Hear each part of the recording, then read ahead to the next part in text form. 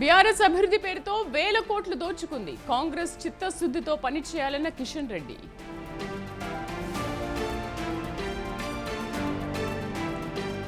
రాష్ట్రంలో కాంగ్రెస్ దగా పాలన నడుస్తోంది.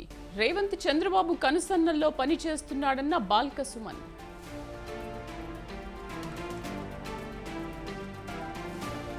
కిడ్నీ రాకెట్ కేసులో 5గురిపై కేసు. డాక్టర్తో పాటు కిడ్నీ తీసుకున్న వ్యక్తిపై కేసు నమోదు.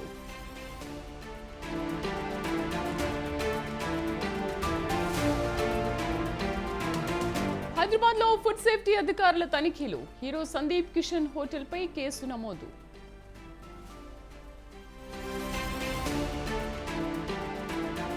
పల్నాడు జిల్లాలో పులి సంచారం. ఆందోళనలో బోటుకులపాయ ప్రాంత ప్రజలు.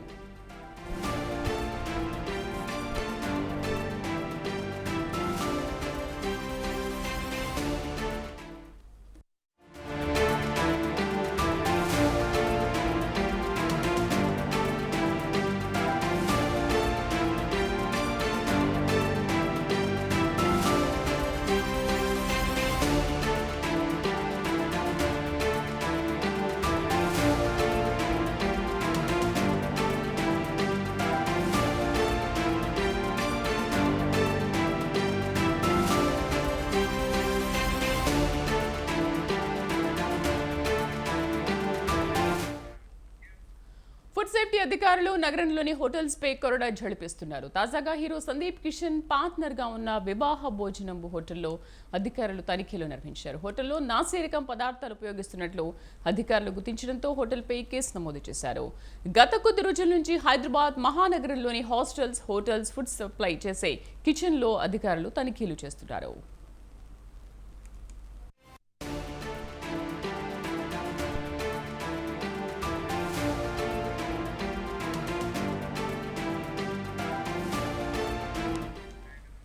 రెండు 2022 నాటికి గడువు ముగిసిన 25 కిలోల రైస్ బ్యాగును అక్కడ గుర్తించినట్లు అధికారులు తెలిపారు. 500 గ్రాముల కొబ్బరి తురుము, కొబ్బరిలో సింథటిక్ ఫుడ్ కలర్స్ కలిపినట్లుగా కనుగొన్నారు. కిచెన్లో పరిశుభ్రత పాటించడం లేదని అధికారులు గుర్తించారు.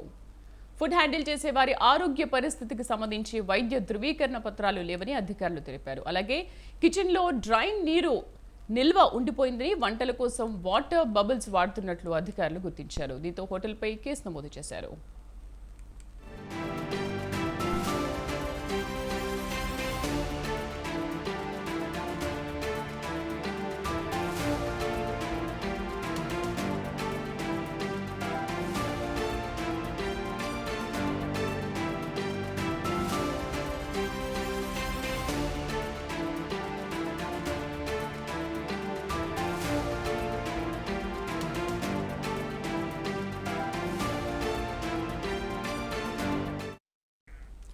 ఫుడ్ సేఫ్టీ అధికారులు నగరంలోని హోటల్స్ పై కొరడా ఝడిపిస్తున్నారు. తాజాగా హీరో సందీప్ కిషన్ పార్ట్నర్ గా ఉన్న వివాహ భోజనంబు హోటల్లో అధికారులు తనిఖీలు నిర్వహించారు. హోటల్లో నాసిరకం పదార్థాలు ఉపయోగిస్తున్నట్లు అధికారులు గుర్తించడంతో హోటల్పై కేసు నమోదు చేశారు. గత కొద్ది రోజుల నుంచి హైదరాబాద్ మహానగరంలోని హాస్టల్స్, హోటల్స్ ఫుడ్ సప్లై చేసే కిచెన్ లో అధికారులు తనిఖీలు చేస్తున్నారు. 2022 నాటికి గడువు ముగిసిన 25 కిలోల రైస్ బ్యాగ్ ను అక్కడ గుర్తించినట్లుగా అధికారులు తెలిపారు. 500 గ్రాముల కొబ్బరి తురుము, కొబ్బరిలో సింథటిక్ ఫుడ్ కలర్స్ కలిపినట్లుగా అధికారులు కనుగొన్నారు. కిచెన్లో పరిశుభ్రత పాటించడం లేదని గుర్తించారు.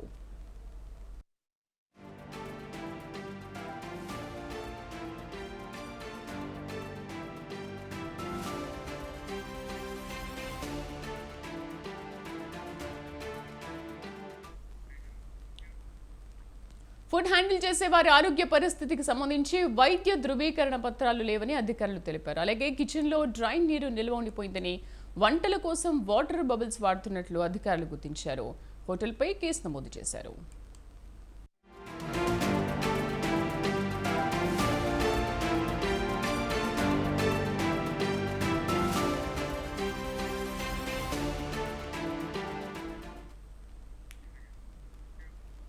దేవాదాయ శాఖకు సంబంధించి సమీక్ష 2 రోజులుగా దేవాదాయ కమిషనర్ పరిధిలో జరుగుతుందని మంత్రి ఆనం రామనారాయణ రెడ్డి అన్నారు. రాష్ట్రంలో 7 ప్రసిద్ధ ఆలయాలు ఉన్నాయని, అందులో శ్రీ దుర్గా మల్లేశ్వర స్వామి దేవాలయం ఒకటని అన్నారు. ఆలయ అభివృద్ధి పనుల గురించి ఈవో వివరించారని, ఇంకా కొన్ని పనులు చేయాల్సి ఉందని చెప్పారు. సీఎం చంద్రబాబు సూచనతో పాలక మండలి కూడా ఏర్పాటు చేస్తామన్నారు. అభివృద్ధిలో ఎక్కడా రాజీ పడే పని లేదంటున్న ఆనం రామనారాయణ రెడ్డితో మా ప్రతినిధి సంతోష్ ఫేస్ టు ఫేస్. దేవాదాయ శాఖ మంత్రి ఆనం రామనారాయణ రెడ్డి ఉన్నారు, మనతో మాట్లాడిద్దాం. సార్, ఏ విధంగా ఉంది? ఏదైతే దసరా ఉత్సవాలు కూడా రాబోతూ ఉన్నాయి, ఈ యొక్క ఏర్పాట్లు ఏ విధంగా ఉండబోతూ ఉంటాయి, అదేవిధంగా ఇక్కడ తీసుకోవాల్సినటువంటి నిర్ణయాలు మీ దృష్టి ఏ విధంగా? నిన్ననే దేవాదాయ శాఖ రివ్యూలో ఎగ్జిక్యూటివ్ ఆఫీసర్ గారు కనకదుర్గ అమ్మవారి దేవస్థానం సంబంధించిన వివరాలు తెలియజెప్పడం జరిగింది. ఈరోజు నేను కూడా దర్శనం చేసుకోవాలని చెప్పి అమ్మవారి ఆశీస్సులు, స్వామివారి ఆశీస్సుల కొరకు కుటుంబ సమేతంగా నేను ఇక్కడికి రావడం జరిగింది. అవన్నీ చూస్తూ అలాగే ఇక్కడ జరిగేటువంటి ప్రధానమైనటువంటి అభివృద్ధి కార్యక్రమాలను కూడా ఎగ్జిక్యూటివ్ ఆఫీసర్ గారు, ఇంజనీర్లు, అలాగే అర్చక మహానుభావులు అందరూ కలిసి చెప్తూ ఉంటే వివరాలు తెలుసుకుంటూ వస్తున్నాం. అన్నీ కూడా సజావుగా సాగుతున్నాయి. ఇంకా కూడా ఎక్కువ చేయాల్సినవి ఉన్నాయి. అవి కూడా ఇప్పుడు ప్రణాళికాబద్ధంగా చేయాలి. ఒకేసారి అన్నీ మొదలు పెట్టడానికి కష్టమవుతుంది కాబట్టి ఒకటి వెంబడి ఒకటి చేసుకుంటూ వస్తున్నారు. రాబోయేటువంటి దసరా ఉత్సవాలకి చాలా వరకు మెరుగైన వసతులను ఇక్కడ ఏర్పాటు చేసి వచ్చేటువంటి లక్షలాది మంది భక్తులకి అమ్మవారి యొక్క ఆశీస్సుల్ని పూర్తిగా ఇవ్వడానికి, కైంకర్యాలన్నింటినీ కూడా సమర్పించుకునే విధంగా ఏర్పాట్లు అన్నీ చేయడానికి ముందు భవిష్యత్తులో కూడా అనేక సందర్భాల్లో సమీక్షలు చేయడం జరుగుతుంది. సార్, ప్రధానంగా పాలక మండలి ఏదైతే పాత పాలక మండలి ఉందో ఇప్పుడు ప్రస్తుతం వాటిని రద్దు చేసి కొత్త పాలక మండలి ఏర్పాట్లు కూడా ఏ విధంగా చేయబోతా ఉన్నారు? ఇప్పటికే జీవో కూడా రిలీజ్ చేసిన పరిస్థితులు కూడా ఉన్నాయి. పాత ఉన్నటువంటి పాలక మండళ్ళు వాళ్ళు ఏం చేశారు, ఎలా ఉన్నారు అనేటువంటి దాని మీద సమీక్ష కన్నా భవిష్యత్ పాలక మండలి ఏ విధంగా ఉండాలి, ఇవాళ ఒక నూతన ప్రభుత్వం ఏర్పడింది రాష్ట్రంలో.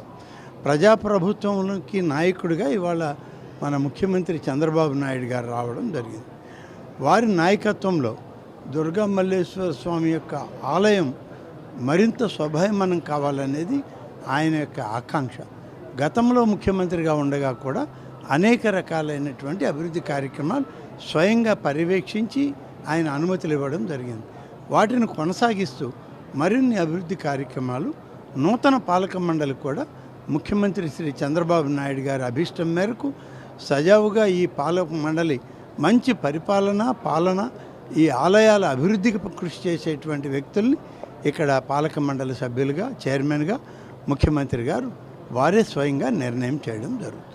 అంటే దాదాపు ఏదైతే దేవాదాయ శాఖకు సంబంధించినటువంటి నిధులను కూడా పక్కదారి పట్టించారు. గతంలో కొత్త జిల్లాలు ఏర్పాట్లు చేశారు. ఆ ఏర్పాట్లలో కార్యాలయాలకు కూడా ఈ యొక్క నిధులనే వినియోగించారు అంటూ కూడా ప్రధానమైనటువంటి ఆరోపణలు వస్తూ ఉన్నాయి. దీన్ని ఏ విధంగా మీరు అసలు వీటన్నిటిపై ఏ విధంగా దృష్టి పెట్టి? ఇంకా కొంత సమీక్ష చేయాల్సినటువంటి అవసరం ఉంది. సమీక్షలు పూర్తి అయిన తర్వాత ఎంత మేరకు గతంలో పొరపాట్లు జరిగాయి, ఏ మేరకు నిధులు దారి తప్పాయి, వీటన్నిటినీ కూడా చూసుకొని దాని మీద అప్పుడు ఉన్నటువంటి వాళ్ళు ఎవరు, అధికారుల, ప్రజాప్రతినిధుల, లేకుంటే మరొక పాలక వర్గమా, ఇటువంటివన్నీ కూడా చూసిన తర్వాత పూర్తి సమీక్ష చేసుకున్న తర్వాత మాత్రమే చర్యలు తీసుకోవడం జరుగుతుంది.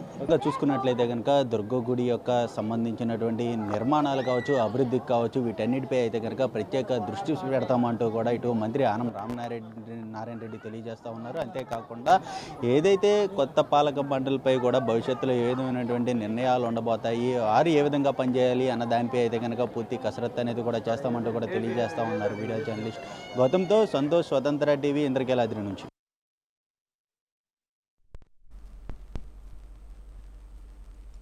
ఏపీ, తెలంగాణ నాకు 2 కళ్ల లాంటివని ఇటీవలే మరోసారి చెప్పుకొచ్చారు ఆంధ్రప్రదేశ్ ముఖ్యమంత్రి చంద్రబాబు. అటు తెలంగాణలో బీజేపీతో కలిసి పూర్తి స్థాయిలో ముందుకెళ్లేందుకు కొన్ని ప్రతిపాదనలు కమలం అధిష్టానం ముందు ఉంచారు పవన్ కళ్యాణ్. ఆ తర్వాత విభజన సమస్యల పరిష్కారం కోసం హైదరాబాద్ వేదికగా ఏపీ సీఎం చంద్రబాబు, తెలంగాణ ముఖ్యమంత్రి రేవంత్ రెడ్డి చర్చలు సాగడం చకచకా జరిగిపోయాయి. పైకి చూసేందుకు అంతా మామూలుగా కనిపిస్తున్నా ఈ పరిణామాల వెనుక ఏదైనా రాజకీయ కోణం, ప్రయోజనం దాగుందా అంటే అవునని అంటున్నారు కాంగ్రెస్ సీనియర్ నేతలు విజయశాంతి, జగ్గారెడ్డి.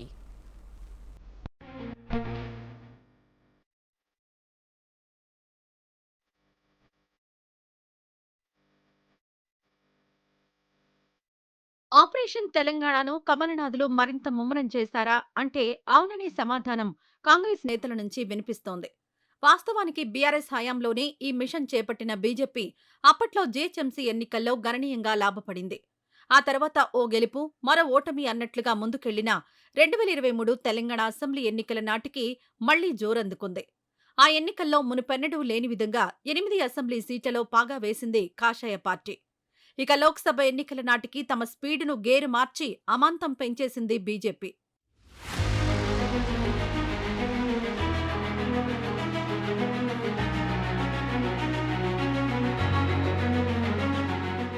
లోక్సభ ఎన్నికల షెడ్యూల్ విడుదల ముందు నుంచి ప్రధాని మోడీ, అమిత్ షా తెలంగాణపై ప్రత్యేకంగా దృష్టి సారించారు. కోడొచ్చిన తర్వాత వీరికి తోడు బీజేపీకి చెందిన ఇతర అగ్రనేతలు, కేంద్ర మంత్రులు, వివిధ రాష్ట్రాల ముఖ్యమంత్రులు వరుసగా ప్రచారంతో హోరెత్తించారు. దీంతో మొన్నటి లోక్సభ ఎన్నికల్లో తెలంగాణలో బీజేపీ ఏకంగా 8 ఎంపీ సీట్లతో సత్తా చాటింది. ఇంకా స్పష్టంగా చెప్పాలంటే తెలంగాణలో అధికారంలో ఉన్న కాంగ్రెస్ పార్టీతో ఢీ అంటే ఢీ అన్నట్లుగా పోటీపడి 8 పార్లమెంట్ స్థానాలను కైవసం చేసుకుని రాష్ట్రంలో మరింతగా పార్టీని బలోపేతం చేసుకుంది.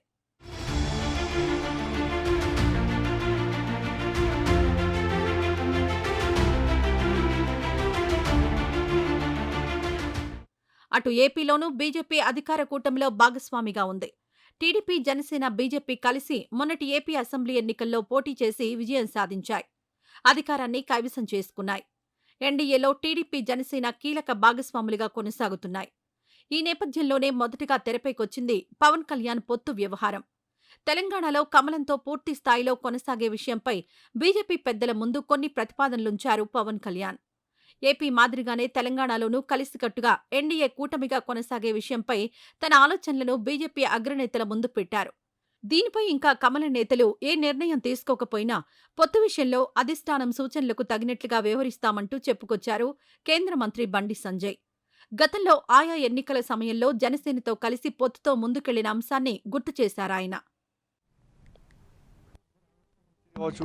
ఇప్పుడు జనసేన అధ్యక్షులు పవన్ కళ్యాణ్ గారు వారి ఆలోచన వారు ప్రకటించారు.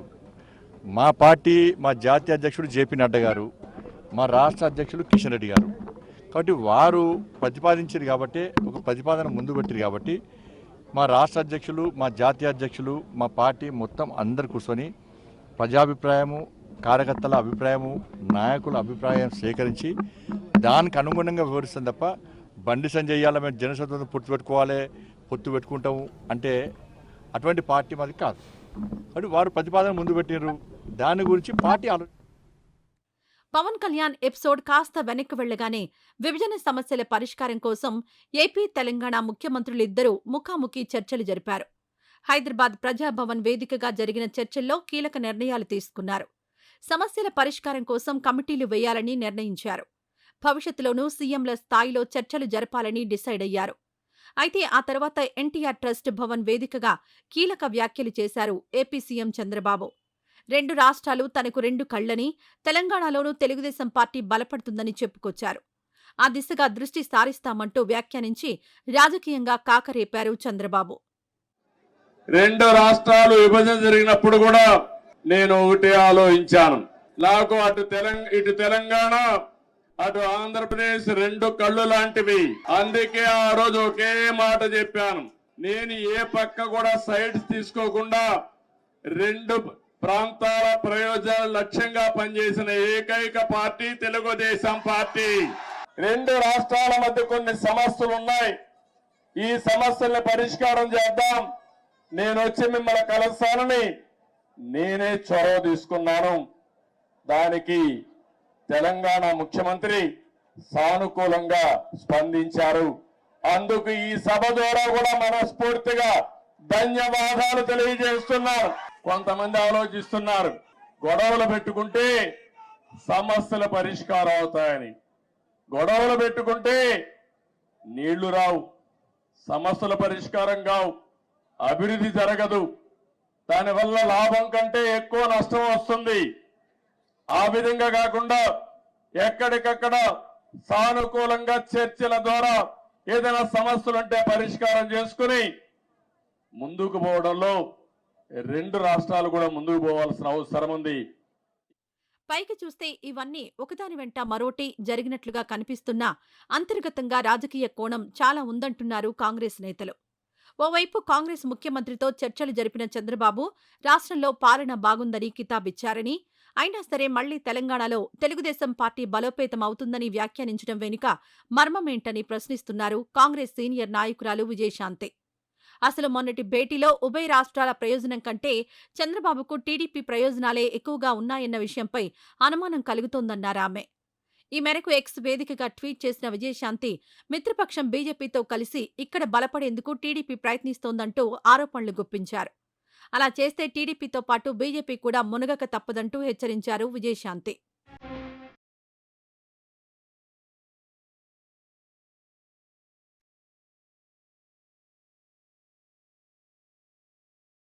అటు మరో నేత జగ్గారెడ్డి సైతం ఇదే మాదిరిగా స్పందించారు. తెలంగాణలో బీజేపీ గేమ్ స్టార్ట్ చేసిందని వ్యాఖ్యానించిన ఆయన టీడీపీని ముందు పెట్టి కమలనాథులు ఈ మేరకు పొలిటికల్ గేమ్ ఆడుతున్నారని ఆరోపించారు. చంద్రబాబు రెండు కళ్ల సిద్ధాంతం, జనసేన రాష్ట్రంలో రంగంలోకి దిగాలని భావించడం ఇవన్నీ కలిపి చూస్తే కాంగ్రెస్ను దెబ్బకొట్టేందుకేనని అన్నారు జగ్గారెడ్డి. ఇందుకోసం విభజన సమస్యల పేరుతో తెలంగాణలో ఎంటర్ అయ్యారంటూ చంద్రబాబుపై విమర్శనాస్త్రాలు సంధించారు జగ్గారెడ్డి. అంతేకాదు రాష్ట్రంలోని హస్తం శ్రేణులంతా అలర్ట్గా ఉండాలని సూచించారు. ఇప్పుడు తెలంగాణ మీద గేమ్ స్టార్ట్ చేసింది. ఆంధ్రప్రదేశ్లో పవన్ కళ్యాణ్ గారితో జనసేన పార్టీతోటి టీడీపీని మేనేజ్ చేసి అక్కడ సక్సెస్ అయ్యారు వాళ్ళు బీజేపీ. తెలంగాణ రాజకీయాలకు వచ్చేసరికి ఇక్కడ టీడీపీని ముందు పెట్టిన అక్కడ Pawan Kalyan background BJP alliance, ఇక్కడ ఇప్పుడు టీడీపీని ముందు పెట్టారు. చంద్రబాబు నాయుడు గారి పార్టీని ఇప్పుడు తెలంగాణ మీద మళ్ళీ ఎంట్రీ 10 ఏళ్ల తర్వాత మళ్ళీ ఆయన ఎంట్రీ. బీజేపీ డిజైన్ వాళ్ళ డయాగ్రామ్ పొలిటికల్ డిజైన్లో ఇక్కడ పాత్ర పోషిస్తున్నది చంద్రబాబు నాయుడు గారు, సపోర్ట్గా జనసేన. ఇదొక గేమ్. చంద్రబాబు నాయుడు గారు చాలా తెలివిగా, చాలా సీనియర్ నాయకుడు, ఇప్పుడు ఆయన ముఖ్యమంత్రి అక్కడ అయ్యిండు బీజేపీ సపోర్ట్ తోటి. ఎంట్రీ ఎట్లా ఇచ్చిండు? రాష్ట్ర విభజనలో కొన్ని పనులు పెండింగ్ ఉన్నాయి, ఆ పనులను బేస్ చేసుకొని చంద్రబాబు నాయుడు గారు డైరెక్ట్గా ఫస్ట్ ప్రభుత్వ పరంగా ఎంట్రీ ఇచ్చిండు. మరోవైపు చంద్రబాబు రెండు కళ్ల సిద్ధాంతంపై సెటైర్లు వేశారు వైసీపీ సీనియర్ నేత మాజీ మంత్రి అంబటి రాంబాబు.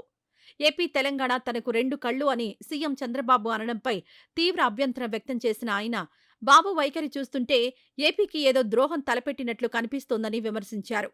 తెలంగాణ డిమాండ్లకు చంద్రబాబు అంగీకరించినట్లేనా అని ప్రశ్నించారు మాజీ మంత్రి అంబటి. ఇద్దరు ముఖ్యమంత్రులు చర్చించుకోవడం తప్పనెవరన్నారు? చర్చించుకున్న విషయాలను బహిర్గతం చేయకోకుండా రహస్యంగా అట్టిపెట్టడం ధర్మమా? చెప్పాలి కదా ఏదో ఒకటి. మేము ఈ అంశాల గురించి చర్చించుకున్నాం, ఈ అంశాల మీద మేము ఏకాభిప్రాయానికి వచ్చాం, ఈ అంశాలు ఏకాభిప్రాయం రాకపోవడం వల్ల కమిటీ వేశాం అని చెప్పాలి కదా. ఎందుకు చెప్పడం లేదు? ఎందుకు దాస్తున్నారు? రహస్య మీటింగా? మీ వ్యక్తిగత ఏజెండాలు ఏమైనా మాట్లాడుకున్నారా? ఏంటి మరి కారణం? చెప్పాలిగా. డిస్క్లోజ్ ఇట్ అని అడుగుతా ఉన్నా. శభాష్, ఇద్దరు ముఖ్యమంత్రులు రేవంత్ రెడ్డి గారు మన అలాగే చంద్రబాబు నాయుడు గారు కలుసుకోవడం, చర్చించుకోవడం, శభాష్, మాకేం అభ్యంతరం లేదు. ఏం చర్చించుకున్నారు చెప్పాలి కదా. చెప్పడం లేదంటే అది పవిత్రమైనటువంటి సమావేశం ఎలా అవుతుంది అనేది నా పాయింట్. ఏదో ఉంది, ఎక్కడో ఏదో ఉంది అనేటువంటి భావన కలుగుతున్న మాట వాస్తవం. దీనికి మరొక్కసారి నేను రిక్వెస్ట్ చేస్తున్నాను, తక్షణమే సమాధానం చెప్పండి. చెప్పకపోతే మీరు అనుభవిస్తారని కూడా ఈ సందర్భంగా చెప్పదలుచుకున్నాను. రాజకీయ నేతల మాటల తూటాలు, విమర్శల సంగతి ఎలా ఉన్నా టీడీపీ భుజంపై తుపాకీ పెట్టి బీజేపీ కాల్చుతోందా అనే అనుమానాలు మాత్రం ఇప్పుడు కాంగ్రెస్ నేతల్లో మొదలయ్యాయి. మరి సొంత పార్టీ నేతలే ఇలా మాట్లాడుతున్న వేళ సీఎం రేవంత్ రెడ్డి తమ పార్టీ నేతల కామెంట్లపై ఎలా స్పందిస్తారు అన్నది ఆసక్తి రేపుతోంది.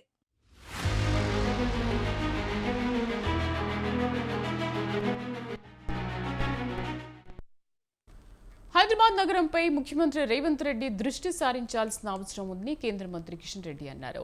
విద్యార్థుల ఫీజు రియంబర్స్మెంట్, ఆరోగ్యశ్రీ, ఆయుష్మాన్ భారత్ను ఏ ఆసుపత్రిలో చేస్తే పరిస్థితిలో లేకుండా పోయిందని ఎద్దేవా చేశారు. జీహెచ్ఎంసీలో చిన్న టెండర్లు వేసే వారికి కూడా నిధులను కేటాయించకపోవడం శోచనీయమన్నారు. హైదరాబాద్ నుండి జీహెచ్ఎంసీకి 80% పన్నులు వెళ్తున్న రోడ్లు, డ్రైనేజీ వ్యవస్థ, ఫ్లైఓవర్ పనులు ఎక్కడికక్కడ నిలిచిపోయాయని ధ్వజమెత్తారు. బీఆర్ఎస్ ప్రభుత్వం అభివృద్ధి పేరిట కోట్ల రూపాయల ప్రజాధనాన్ని దోచుకుందని గుర్తు చేశారు. ఇప్పటికైనా సీఎం నిధులను సమకూర్చి రాష్ట్రాన్ని అభివృద్ధి చేయాలని కిషన్ రెడ్డి హితవు పలికారు.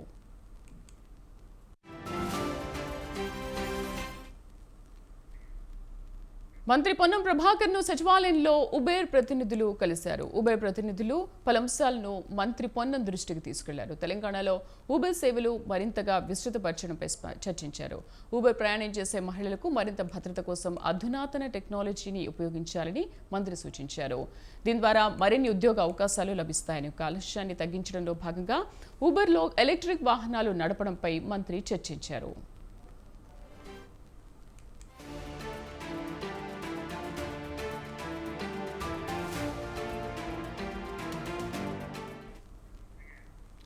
హైదరాబాద్లో కరెంటు కోతలు విద్యుత్ నిర్వహణ లోపానికి నిదర్శనమని మాజీ మంత్రి హరీష్ రావు అన్నారు.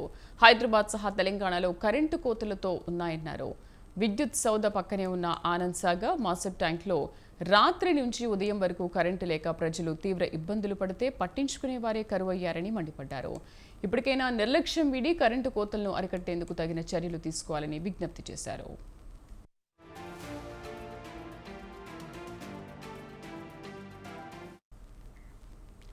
వృక్షో రక్షతి రక్షితః అన్న సూక్తి అందరికీ తెలిసిందే. మన ప్రాణవాయువే ఆక్సిజన్. అలాంటి వాయువు అందించే వృక్ష సంపద నానాటికి తరిగిపోతోంది. అడవులు మాయమవుతున్నాయి. అందుకే వన్యప్రాణులు గ్రామాల బాట పడుతున్నాయి. ఇక వాతావరణ మార్పులకు కారణం గ్లోబల్ వార్మింగేనని పర్యావరణవేత్తలు హెచ్చరిస్తున్నారు. అయినా సరే మనుషుల తీరు మారడం లేదు. ఈ పరిణామాల నేపథ్యంలోనే ఎన్జీఓ సీరియస్ అయింది. వ్యవసాయ భూముల్లో చెట్లు మాయమవడంపై సంబంధిత అధికారులకు నోటీసులు జారీ చేసింది. పలు పత్రికల్లో చెట్లు మాయంపై వార్తలు వచ్చాయి. ఈ రిపోర్టులను పరిగణలోకి తీసుకున్న నేషనల్ గ్రీన్ ట్రిబ్యునల్ కేసును సుమోటోగా తీసుకుంది. ఈ నేపథ్యంలోనే తెలంగాణ, మహారాష్ట్ర, మధ్యప్రదేశ్ రాష్ట్రాలకు నోటీసులు జారీ చేసింది. అంతేకాదు కేంద్ర పర్యావరణ శాఖకు నోటీసులు జారీ చేసింది. తెలంగాణ, మహారాష్ట్రాల్లోని అనేక ప్రాంతాల్లో 50% చెట్లు మాయమయ్యాయని, చదరపు కిలోమీటర్కు 22 చెట్ల వరకు కనుమరుగవుతున్నాయని నోటీసులో పేర్కొంది. ఇది పర్యావరణ పరిరక్షణ చట్టాన్ని ఉల్లంఘించడమే అవుతుందని తెలిపింది. ఈ చర్యలు మానవ మనుగడకే కాదు ప్రకృతి వినాశనానికి కారణమవుతుందని హెచ్చరించింది.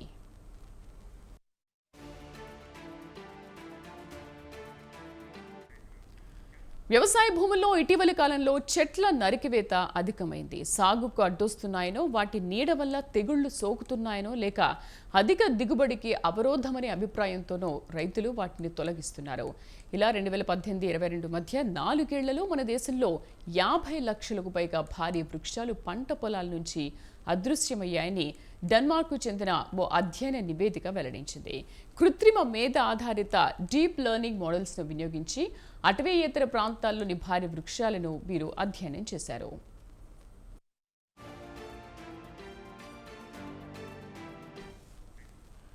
2010-2011లోనే పంట పొలాల్లోని 60 కోట్లకు పైగా వృక్షాలను మ్యాపింగ్ చేశారు. 2018 నాటికి వీటిలో 11% మహావృక్షాలు కనుమరుగయ్యాయని గుర్తించారు. 2018-22 మధ్య 4 ఏళ్లలో భారీ వృక్షాలు 50 లక్షల పైగా అదృశ్యమయ్యాయని నివేదికలో పేర్కొన్నారు. వరి సాగు అధికం కావడం, అధిక ఫలసాయం కోసం పొలాల నుంచి చెట్ల తొలగింపు జరుగుతోందని పరిశోధకులు నివేదికలో అభిప్రాయపడ్డారు. ఈ తరహా ధోరణి వల్ల అటవీయేతర ప్రాంతాల్లో పచ్చదనం తగ్గిపోయి పర్యావరణంపై దుష్ప్రభావం పడుతుందని హెచ్చరించారు. తెలంగాణ, హర్యానా, మహారాష్ట్ర తదితర రాష్ట్రాల్లోని గ్రామీణ ప్రాంతాల్లో సామాజిక వనాల పెంపకం పెరిగిందని గుర్తించారు. అయితే భారీ వృక్షాల వల్ల కలిగే ప్రయోజనాలకు ఇది సరైన ప్రత్యామ్నాయం కాదని, వృక్ష జాతుల వైవిధ్యం కూడా తగ్గిపోతోందనే అభిప్రాయాన్ని నివేదికలో వ్యక్తం చేశారు.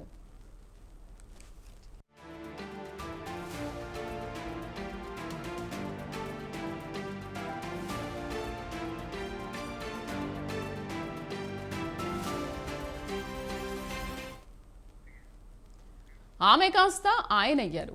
మీరు చూస్తున్నది 100% నిజమే. అది కూడా ఆషామాషి వ్యక్తి కాదు. ఐఆర్ఎస్ అధికారిని కాస్త అధికారి అయ్యారు.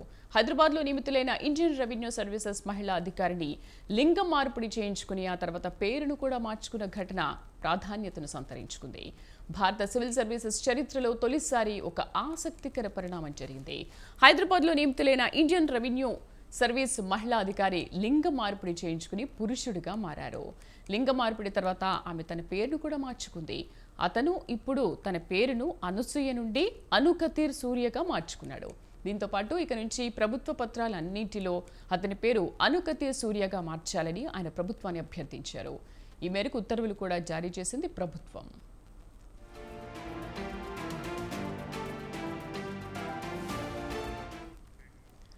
జూలై 9న కేంద్ర ఆర్థిక మంత్రిత్వ శాఖ విడుదల చేసిన ఉత్తర్వుల్లో M Anasuya IRS customs and excise service tax appellate tribunal chief commissioner Hyderabad అభ్యర్థన మేరకు ఆమె పేరు లింగాన్ని అధికారిక రికార్డుల్లో ఎం అనుకతి సూర్యగా మార్పునకు ఆమోదించామని పేర్కొన్నారు. ఇకపై ఆమెను పురుషుడిగా పరిగణిస్తామని ఇందుకు సంబంధించిన అధికారిక ప్రక్రియ పూర్తయిందని తెలిపింది.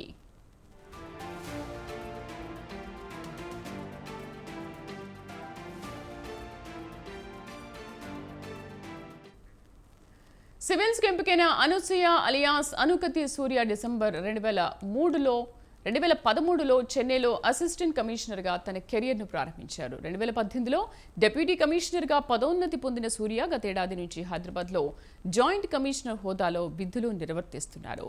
ఐఆర్ఎస్ అధికారి సూర్య చెన్నైలోని Madras institute of technology electronics and కమ్యూనికేషన్లో బీటెక్ పూర్తి చేశారు. ఉద్యోగంలో చేరిన తర్వాత భోపాల్లో నేషనల్ లా ఇన్స్టిట్యూట్ యూనివర్సిటీ నుంచి 2023లో సైబర్ లా అండ్ సైబర్ ఫోరెన్సిక్లో పీజీ డిప్లొమాను అందుకున్నారు.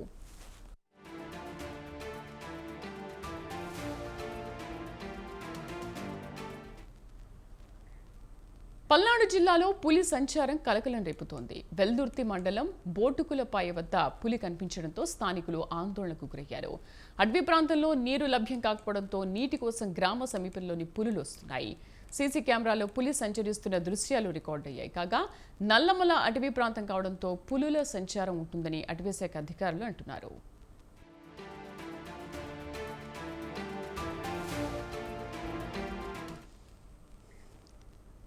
ఈ బులెటిన్ విశేషాలు మరిన్ని అప్డేట్స్తో మరో బులెటిన్లో మళ్ళీ కలుద్దాం. Stay with us.